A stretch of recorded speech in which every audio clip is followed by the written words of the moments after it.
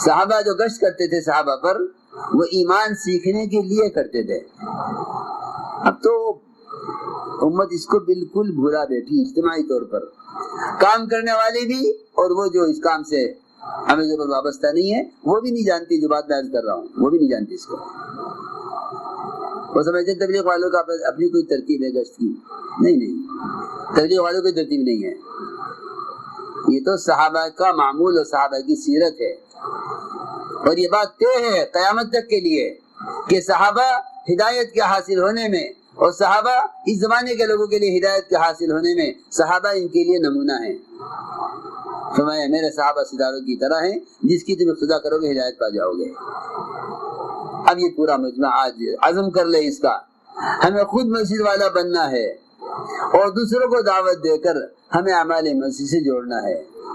دیکھو تم کیسے بازاروں کا ماحول اور کیسے گناہوں کے اڈے ختم نہیں ہوتے. تم 24 گھنٹے مسجدوں کا آباد کرنے کا عزم کرو. اور کیا ماشاءاللہ تم میوات والوں نے اس کام میں پہل کی ہے. ابھی ایک جماعت قطر کی آئی تھی، سارے قطر کے شورا کے لوگ تھے. اس میں مشورہ ہو رہا جی حیدرآباد بھیج دو، جی بنگلور بھیج دو، جی وہاں بمبئی بھیج دو، جی وہاں بھیج دو. میں نے کہا تو میوات کیوں نہیں بھیجتے؟ میوات والوں نے 24 گھنٹے مسجدیں آباد کر لی ہیں، بھیجو اس ماحول میں دیکھیں جا کے.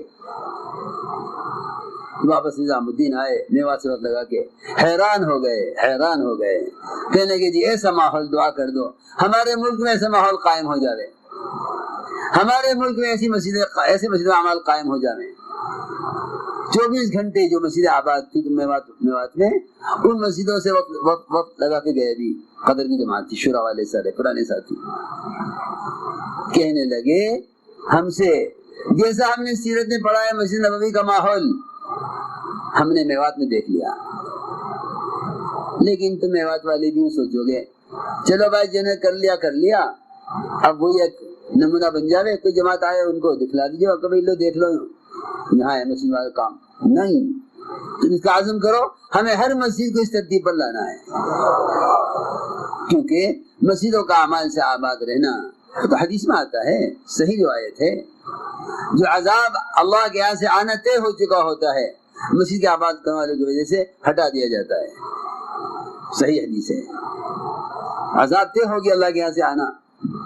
عذاب آئے گا قحط سالی کی شکل میں، عذاب آئے گا دانے میں کیڑا لگنے کی شکل میں، عذاب آئے گا تمہارے دکانوں کے قرقی ہونے کی شکل میں، عذاب آئے گا تمہاری دکانوں میں جھوٹے مقدمات کی شکل میں، عذاب آئے گا تمہارے پاس بیماریوں کی شکل میں، عذاب آئے گا قرضوں کی مقدمات کی شکل میں، عذاب آئے گا تم پر تمہارے برے بدترین ظالم حاکموں کے ذریعے سے.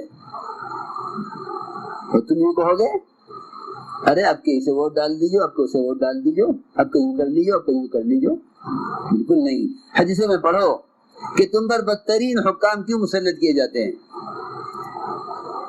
تم پر بدترین حکام کیوں مسلط کیے جاتے ہیں. حدیث میں دیکھو نا.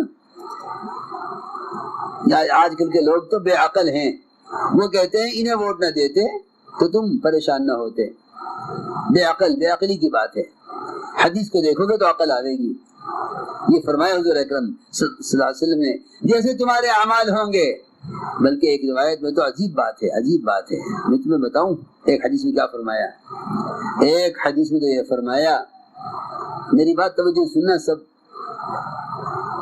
اگر تم نے دعوت کا کام چھوڑ دیا تو تم پر بدترین حکام مسلط کیے جائیں گے. میں سمجھتا ہوں کہ مسلمان انتظار کرتا رہے کہ جی ہمارا کوئی ایسا حاکم ہم پر آوے جو ہمارا خیال کرے. یہ ہو ہی نہیں سکتا، کیونکہ دعوت کے محنت کو چھوڑ دینے کی وجہ سے بدترین حکام مسلط کر دیے جاتے ہیں. صحیح حدیث ہے کہ جب تم بلائی کا حکم کرنا چھوڑ دو گے، برائی سے روکنا چھوڑ دو گے تو تم پر تمہارے بدتر لوگوں کو مسلط کیا جائے گا. یہ ہے حدیث. لوگ بیچارے نا سمجھ ہیں، کہتے جی انہیں ووٹ دے دیا تھا اس لیے غلط دے دیا، اب کے ذرا سوچ کے ووٹ دیں گے. جی اللہ کا انتخاب کر لو تو اللہ تمہارے لیے منصف بادشاہوں کا انتخاب کریں گے. تم اللہ کا انتخاب کر لو، اللہ تمہارے لیے رحم دل منصف تمہارے کام آنے والے حکام تمہارے لیے منتخب کریں گے. اور اگر تم نے اللہ کو چھوڑ کر اللہ کے غیر کا انتخاب کیا, اللہ کے غیر کی بڑائی کو بولا, اور تم نے اللہ کے غیر کے منتخب کرنے میں اللہ کے احکام کو توڑا, تو پھر اللہ تعالیٰ تم پر بدترین حاکم مسلط کریں گے.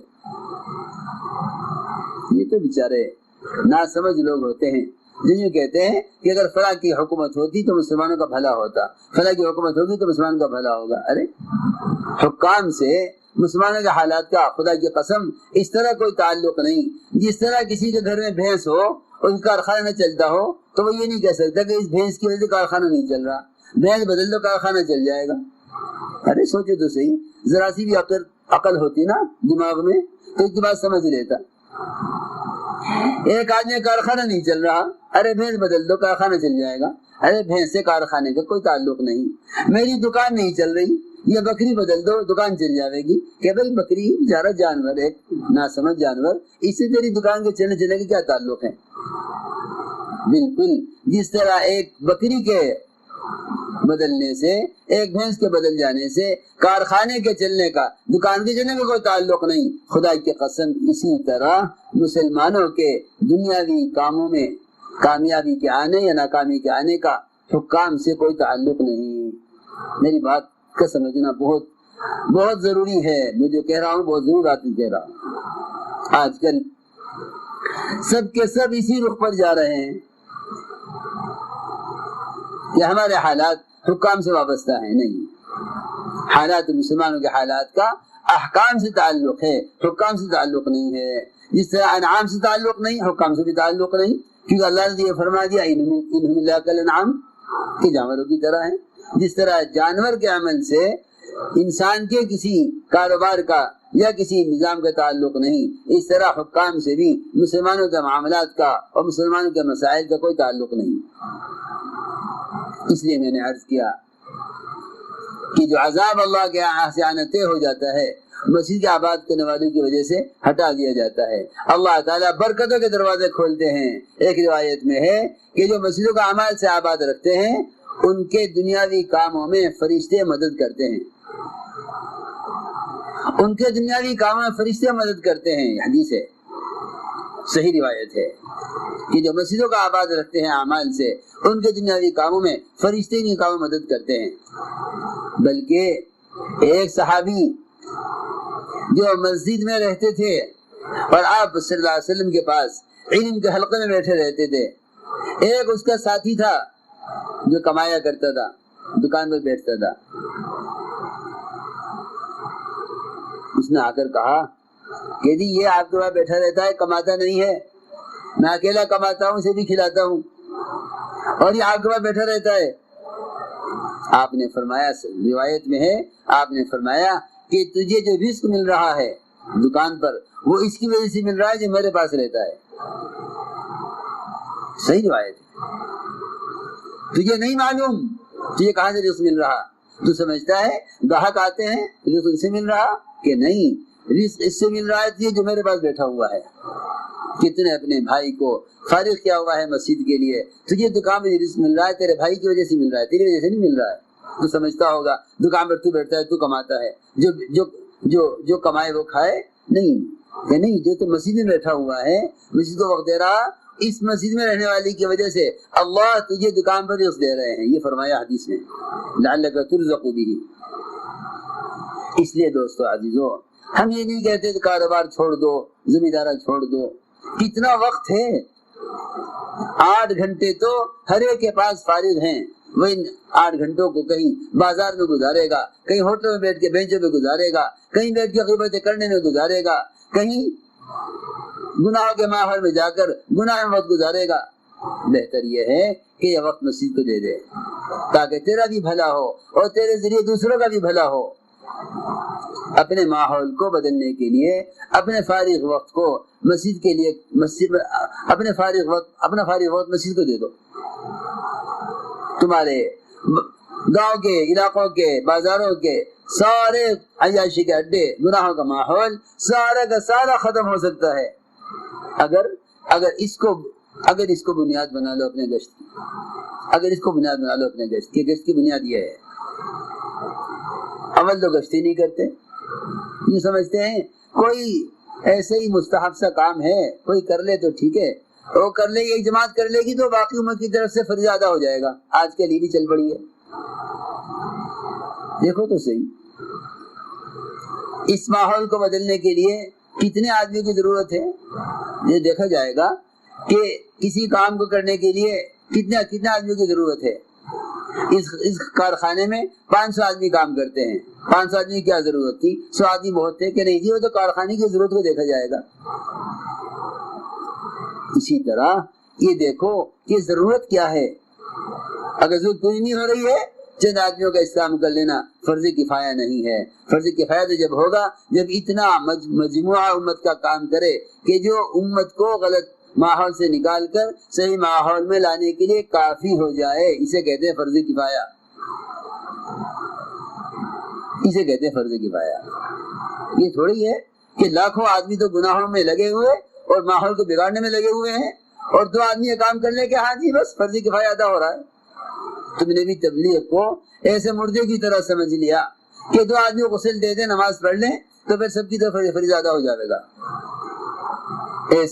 ایسی جو ناسمجھی کی باتیں کریں۔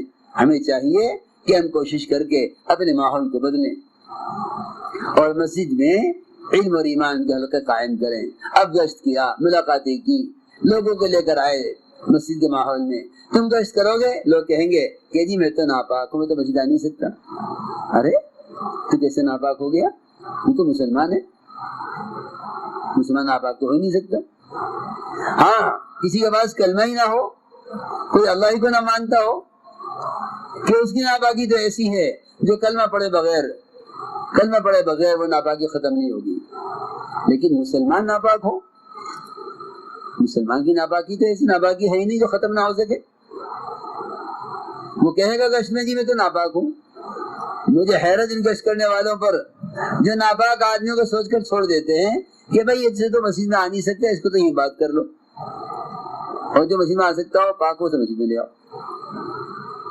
حالانکہ چاہیے یہ تھا کہ اس ناپاک سے کہتے نہیں جی آپ ناپاک نہیں ہیں، آپ تو مومن ہیں، مسلمان ہیں، اور ایک مسلمان کا مقام کیسا بھی ہو وہ اس کا مقام بیت اللہ سے اونچا ہے۔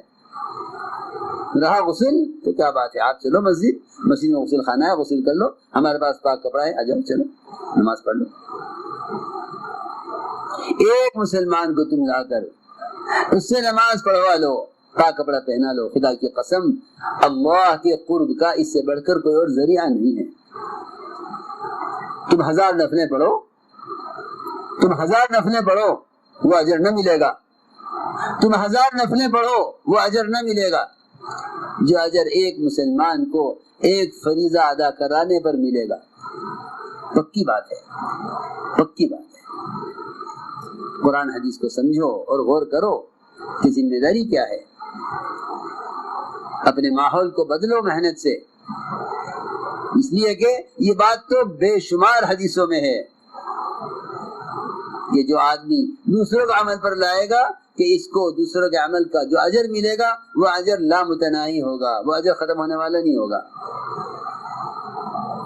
وہ اجر ختم ہونے والا نہیں ہوگا۔ آپ 1000 نفلیں پڑھیں، اس سے بہتر ہے کہ آپ ایک آدمی کو کوشش کر کے نماز کے فریضے پر لے آئیں۔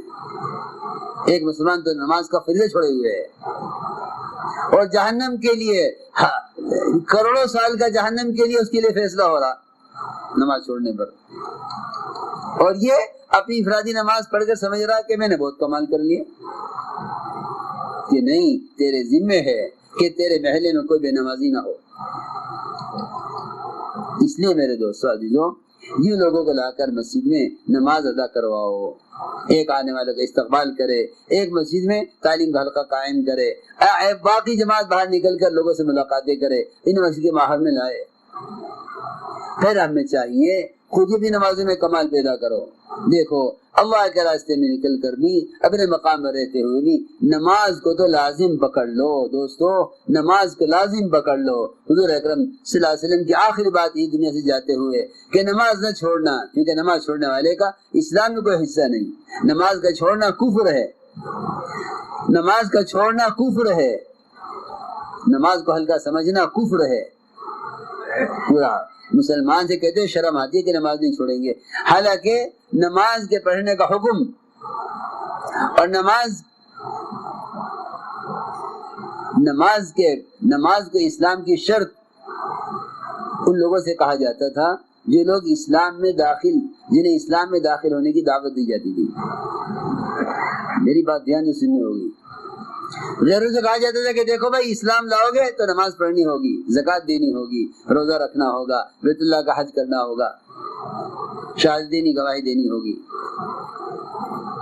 ہمیں تو نہیں ملتا کہیں کہ کہیں مسلمان سے کہا جاتا ہو کہ بھئی نماز پڑھو، نماز قائم کرو۔ مسلمان نماز چھوڑ ہی نہیں سکتا، جس طرح مسلمان کلمہ نہیں چھوڑ سکتا۔ سنو میری بات توجہ سے، جیسے یہ ممکن نہیں کہ مسلمان کلمے کا انکار کر دے، ایسے یہ ممکن نہیں تھا کہ مسلمان نماز کا انکار کر دے، نماز چھوڑ دے۔ ہو نہیں سکتا، یہ ہو نہیں سکتا۔ تو کہتے شرم آتی ہے مجمع سے کہ نماز نہیں چھوڑیں گے۔ ارے مسلمان نماز چھوڑ دے، مسلمان نماز چھوڑ دے۔ ہو سکتا ہے مسلمان سے زنا ہو جاوے،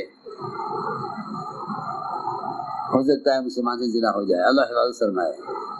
ہو سکتا ہے مسلمان شراب پی لے، اللہ حفاظت فرمائے۔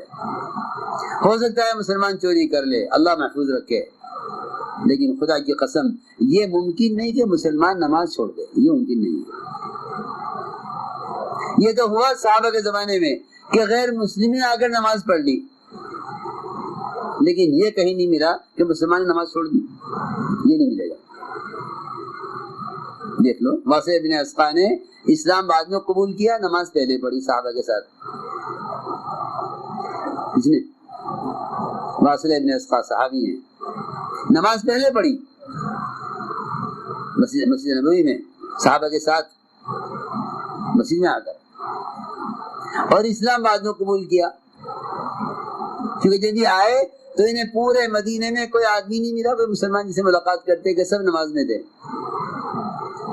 یہاں تو دیکھ لو اذانے کی آوازیں آ رہی ہیں، محلے کی دکانیں کھلی ہوئی ہیں، مغرب کی اذان ہو رہی ہے، انہیں اتنی بھی خبر نہیں کہ اذان ہو رہی ہے، نماز کے لیے چلو۔ ایسا معلوم ہوتا ہے شاید مسلمانوں کی دکانیں نہیں ہیں جو کھلی ہوئی ہیں نماز کے وقت، ورنہ ممکن نہیں ہے کہ اذان ہو مسلمان اذان کے وقت دکان پہ رہ جائے، ممکن ہی نہیں ہے۔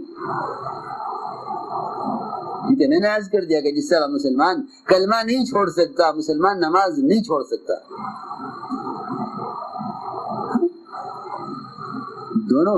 دونوں بنیادی فریضے ہیں۔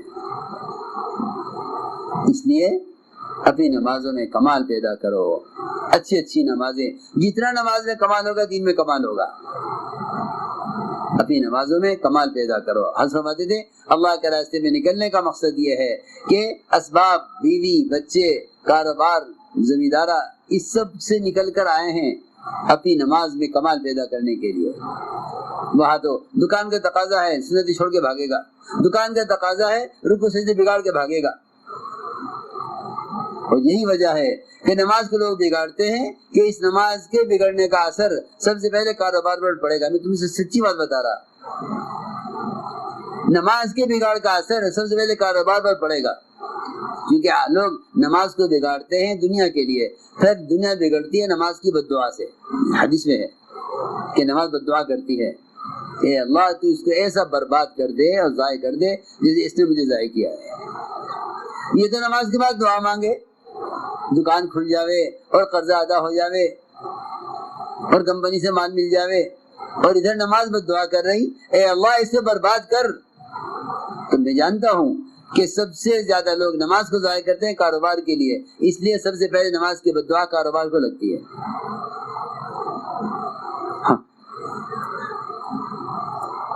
اس لیے میرے دوستو عزیزو اپنی نمازوں میں کمال پیدا کرو۔